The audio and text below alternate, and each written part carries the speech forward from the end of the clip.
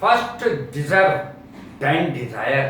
पहले योग्य तो बनो, फिर ही कुछ मांग करना।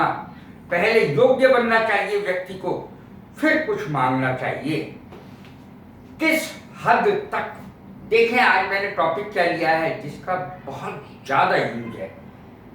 किस हद तक, किसी हद तक, एक हद तक, कुछ हद तक और कगार पर, हद पर। देखें किस हद तक, सबसे पहला शब्द किस हद तक, अंग्रेजी क्या होगी? To what extent. अरे भाई किस हद तक मैं उस पर विश्वास करूं, मुझे नहीं पता। किस हद तक विश्वास मुझे करना चाहिए, मुझे नहीं पता। मुझे नहीं पता मैं उन पर किस हद तक विश्वास करूं। अपने दोस्त पर किस हद तक विश्वास करूं, मुझे नहीं पता। I don't know to what extent I can trust them. उन पर कहां तक विश्वास करूं, किस हद तक विश्वास करूं, पता नहीं चलता, मुझे खुद नहीं पता। तुम पर किस हद तक विश्वास करूं, तो देम की जगह यू लगा दीजिए। हम उस पर किस हद तक विश्वास करूं, यदि वो पुरुष है तो हिम लगा दीजिए, यदि वो लड़की है, महिला है, तो देम की जगह हर लगा दीजिए।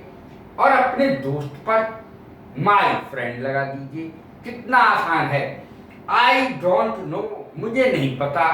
टू व्हाट एक्सटेंट, किस हद तक, मैंने ये अलग से अंग्रेजी लिखी है। आई कैन ट्रस्ट देम, कि मैं उन पर या तुम पर किस हद तक विश्वास करूं, मैं नहीं जानता, मुझे नहीं पता। किसी हद तक की अंग्रेजी देखें, to some extent, to some extent, किसी हद तक। दिस इज ट्रू या दिस इज रॉन्ग, ये सच है, किसी हद तक ये बात सच है भाई, किसी हद तक। This rumour is true to some extent, ये अफवाह किसी हद तक सच है। इस तरीके से कहते हैं this matter is true to some extent, this is wrong to some extent, ये किसी हद तक गलत है भाई। तो रॉन्ग भी कह सकते हैं, right, this is right to some extent, ये किसी हद तक सही है। इस तरीके से हम फटाक फटाक फर्राटेदार अंग्रेजी बोल सकते हैं। एक हद तक, उसकी अंग्रेजी मैंने अलग दे दी है। टू ए डिग्री, अलग से देखें। I agree with you to a degree, मैं किसी हद, एक हद तक तुमसे सहमत हूं, एक हद तक, यानी उसके बाद नहीं हूं। अब देखें कुछ हद तक की अंग्रेजी सेम बनेगी, किसी हद तक और कुछ हद तक अंग्रेजी सेम बनेगी। टू सम एक्सटेंट, ये अंग्रेजी बनेगी कुछ हद तक, क्योंकि सम की हिंदी होती है कुछ। You are right to some extent, यानी तुम किसी हद तक सही हो। ये मैंने डैश डैश लगा दिया, इसका मतलब है एक्सटेंट। कंपनी दिवालिया होने की कगार पर है, बहुत सारी कंपनियां दिवालिया होने के कगार पर हैं आजकल, तो मैंने इसीलिए ये अंग्रेजी दी है। देखें अंग्रेजी में इसको किस प्रकार से कहेंगे, ऑन द वर्ज ऑफ, इस तरीके से कहेंगे।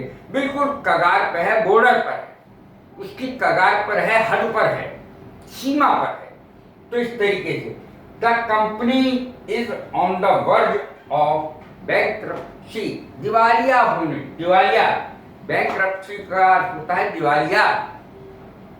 The company is on the verge of bankruptcy, दिवालिया होने के कगार पर है company.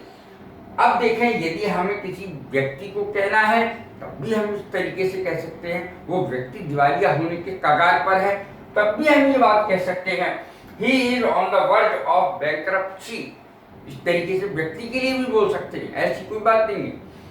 He is on the verge of death, वो बिल्कुल मरने की कगार पर है, कगार पर, कगार माने होती है हद। He is on the verge of death, death माने मौत, वर्ज माने कगार, ऑन द वर्ज ऑफ, कगार पर। कैसी लगी है मेरी वीडियो? लाइक करें, शेयर करें, सब्सक्राइब करें। God bless you, thank you very much.